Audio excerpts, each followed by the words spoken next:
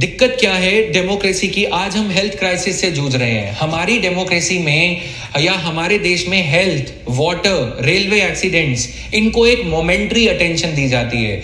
Democracy crisis में ही respond करती है। अगर 2G हो गया, कोलगेट हो गया, कॉमनवेल्थ हो गया, 4-5 स्कैम्स एक साथ हो गए तो क्राइसिस हो गया, बवाल हो गया, CAG की रिपोर्ट आ गई। उसके बाद डेमोक्रेसी कैसे रिस्पॉन्ड करती है? Anna Hazare movement.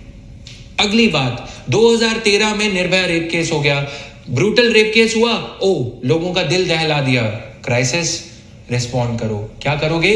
Justice JS Verma committee लगाओगे, जो CRPC अमेंडमेंट एक्ट है उसको लेके आओगे, हो गई शांति। उसके बाद रेलवे एक्सीडेंट हुआ, 2-4 दिन नई कमेटीज लगाई जाएंगी, शांति। दिक्कत क्या है? वोट बैंक में आप देखोगे डेमोक्रेसी में इतने सारे नुकसान हो रहे हैं। हमारे बैंकिंग सेक्टर का NPAs प्रॉब्लम, किसानों को फ्री बिजली चाहिए। हमारे प्राइम मिनिस्टर ने बाकी बातें अच्छी कही या नहीं कही, एक बात बहुत अच्छी कही, मेरा क्या मुझे क्या।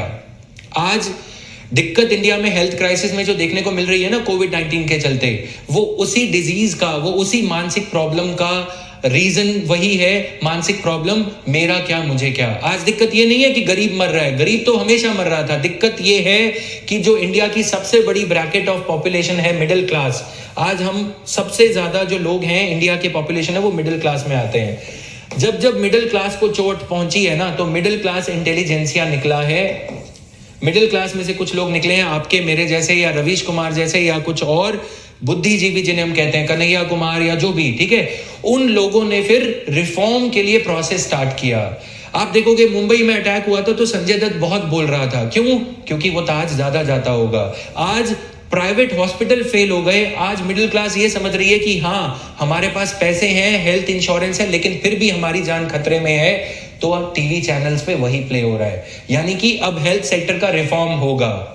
GDP का 2002 में अटल बिहारी वाजपेयी ऐसे विजनरी प्राइम मिनिस्टर थे जिन्होंने हेल्थ क्राइसिस ना होने के बावजूद, 2002 में ऐसा कुछ नहीं हुआ था कि हॉस्पिटल्स में ऑक्सीजन खत्म हो गई थी, लेकिन फिर भी उन्होंने नेशनल हेल्थ पॉलिसी में 2.5% एजुकेशन पे स्पेंड करने की बात करी थी, लेकिन फिर भी उन्होंने सर्व शिक्षा अभियान चलाया था। ये जो 2010 में लाया गया है ना, ये 2002 में कॉन्स्टिट्यूशनल अमेंडमेंट एक्ट पास किया गया था, 86th कॉन्स्टिट्यूशनल अमेंडमेंट एक्ट।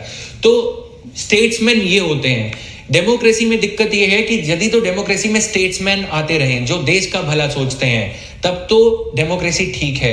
लेकिन अगर कोई ऐसा पॉलिटिशियन आ जाए जिसे बस जीतना है, जिसे दूसरे को हराना है, तो democracy is not the right institution. आप समझ रहे हो मैं क्या कह रहा हूं?